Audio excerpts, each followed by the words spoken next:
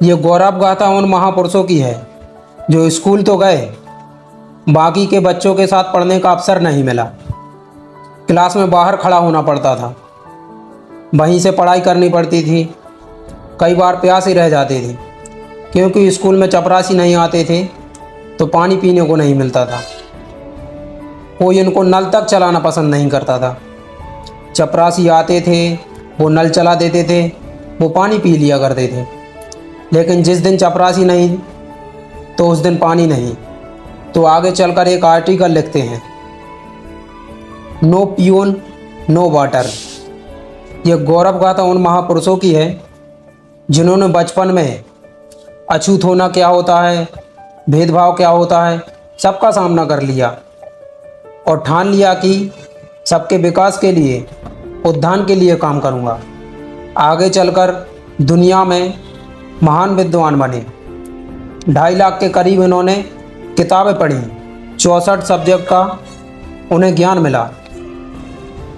9 भाषाओं पर उनकी पकड़ थी। 32 से ज़्यादा डिग्री उन्होंने हासिल की और वो doctor of science, symbol of knowledge कहे गए। मैं बात कर रहा हूँ द ऑनियन ओनली डॉक्टर बाबा साहब अम्बेडकर की। डॉक्टर भीमराव अम्बेडकर जो स्वतंत्र भारत के पहले कानून मंत्री बने और भारत के संविधान निर्माता बने।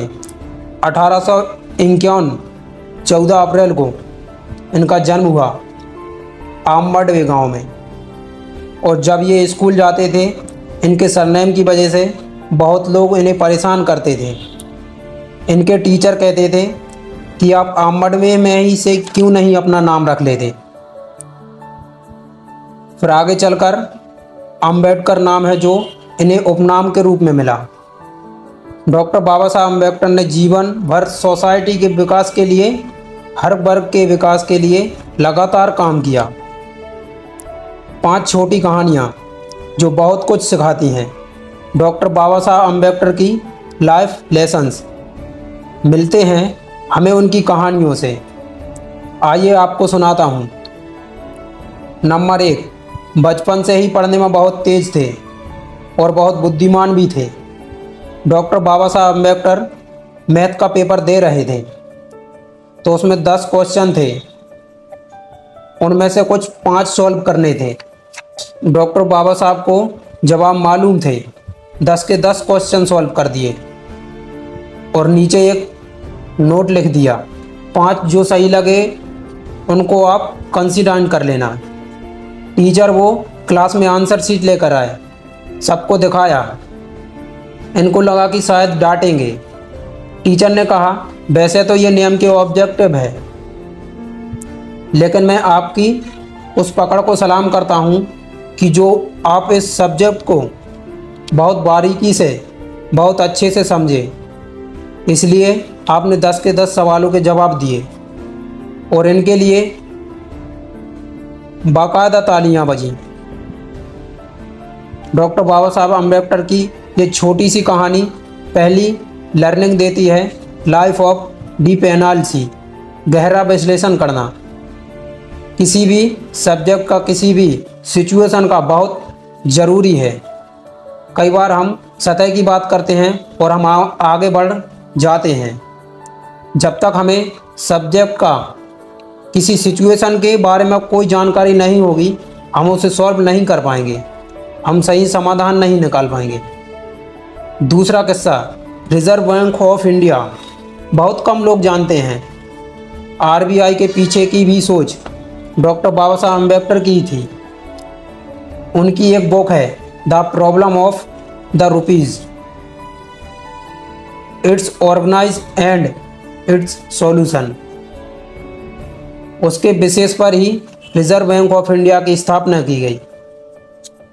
1926 में अंग्रेजों ने रॉयल कमीशन, जैसे हिटलर कमीशन कहा, उसे इंडिया भेजा क्योंकि विश्व हिंद के बाद में इंडियन करेंसी, जो हमारी करेंसी थी, उसकी हालात गिरती जा रही थी।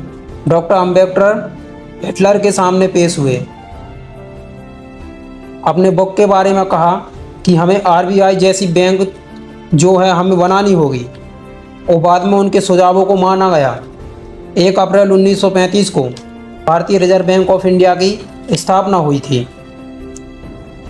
दूसरा किस्सा सिखाता है कि लाइफ में विज़न होना बहुत ज़्यादा आवश्यक है। तीसरा किस्सा डॉक्टर बाबा साहब अम्बेडकर का, उनका किताबी प्रेम को लेकर उनकी जो पर्सनल लाइब्रेरी थी उसका नाम था राजगृह। उसमें कम से कम 50,000 से भी ज़्यादा बुक इकट्ठी की थी। उनसे कोई कहता था कि मुझे किताबें दे दीजिए पढ़ने के लिए, तो वो उधार नहीं देते थे किताब को, यानी कि बोलते थे कि मेरी लाइब्रेरी में आइए, वहाँ आकर अच्छी किताबें पढ़िए। बाबा साहब के सहयोग ने एक किस्सा शेयर किया। दिल्ली में हम गए थे, पुरानी दिल्ली के एरिया में, यानी बाबा साहब को लेकर। डॉक्टर बाबा साहब अम्बेडकर को जहाँ किताबें मिला करती थी, पुरानी किताबें खरीदने का अड्डा था वो। वहाँ पहुँचे तो मैंने कहा कि लंच का समय हो रहा है, हमें चलना चाहिए, भोजन के लिए फटाफट चलते हैं। लेकिन वो रुके रहे। उनके वहाँ पहुँचते ही लोगों को खबर मिल गई, तो लोगों ने भीड़ इकट्ठी कर ली।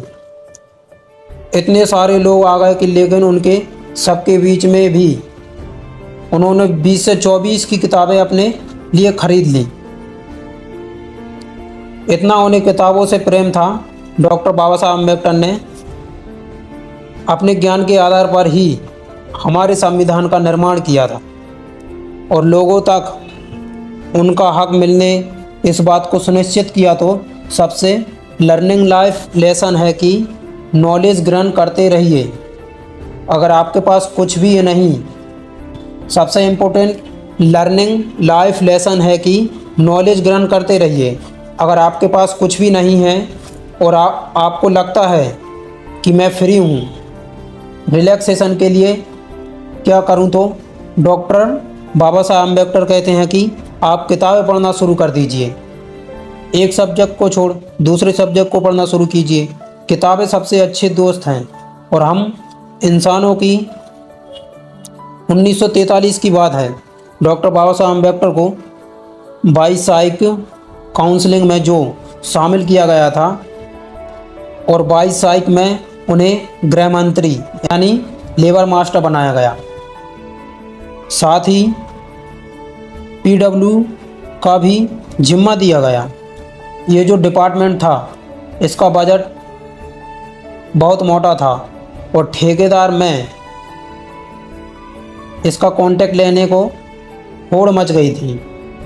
इसकी लालच में दिल्ली का एक बड़ा कॉन्ट्रैक्टर था, उसने अपने बेटे को बाबा साहब के बेटे यशवंत राव के पास भेजा और कहा कि मुझे कॉन्ट्रैक्ट दिला दीजिए, 20 से 25% तक यानी कि 50% तक कमीशन है जो जाएगा। ऐसा वैसा उसने बोला और यशवंत जी थोड़े लालच में आ गए, अपने पिताजी के पास आए। डॉक्टर बाबा साहब अम्बेडकर के पास आकर कहने लगे तो उन्होंने डांटा और कहा कि मैं अपने बेटे के उद्धार के लिए यहाँ नहीं आया, मैं समाज के उद्धार के लिए आया हूँ यहाँ। चौथी बात, ये चौथी लर्निंग है जो आज के हर लीडर को भी लेनी चाहिए, सोसाइटी में हर व्यक्ति को लेनी चाहिए कि honesty is the best policy. ईमानदार बने रहे, ईमानदार का साथ मत छोड़िए। नंबर 5 किस्सा बड़ा ही छोटा है पर बड़ा मैसेज देता है। यूएसए की कोलंबिया यूनिवर्सिटी डॉक्टर बाबा साहब अम्बेडकर उस वक्त पढ़ाई कर रहे थे। वहाँ की जो लाइब्रेरी थी उसके खुलने से पहले पहुँच जाते थे। लाइब्रेरी का समय समाप्त हो जाता था, उसके बाद भी घिसाफिट करते थे पियोनों से कि थोड़ी देर और बैठने दो। एक दिन पियोनों ने पूछ लिया कि क्या चाहते हो लाइफ में, कि तुम मौज मस्ती करने जाओ, पार्टी करने जाओ। देखो बाकी बच्चे पार्टी भी करते हैं और एंजॉय भी करते हैं। बाबा साहब ने कहा कि मैं अगर मस्ती करने चला गया तो वहाँ मेरे लोगों का ख्याल कौन रखेगा। पढ़ाई करनी है और अपने लोगों का उद्धार करना है। ये 5वां जो किस्सा है ये शेयर करता है। लर्निंग सबसे बड़ा लाइफ लेसन ही हमें सबका ख्याल रखना आना चाहिए। सबके लिए केयर करने के लिए जो फीलिंग है वो अपने अंदर पैदा करनी चाहिए। और जाते जाते डॉक्टर बाबा साहब अम्बेडकर जी की 3 बड़ी कमाल की बातें। नंबर 1, सबसे पहली, जो इंसान अपनी मौत को हमेशा याद रखता है वो कभी गलत काम नहीं करता। नंबर 2, अपने भाग की जगह अपनी मेहनत को, अपनी मजबूती को ज़्यादा विश्वास करना शुरू कीजिए। नंबर 3, जिंदगी लंबी होने की बजाय महान होनी चाहिए। जिन्हें इंसानों ने छूने नहीं दिया उन्होंने छू लिया आसमान को। भारत रत्न, दुनिया के सबसे बड़े विद्वान डॉक्टर बाबा साहब अम्बेडकर को सत सत नमन।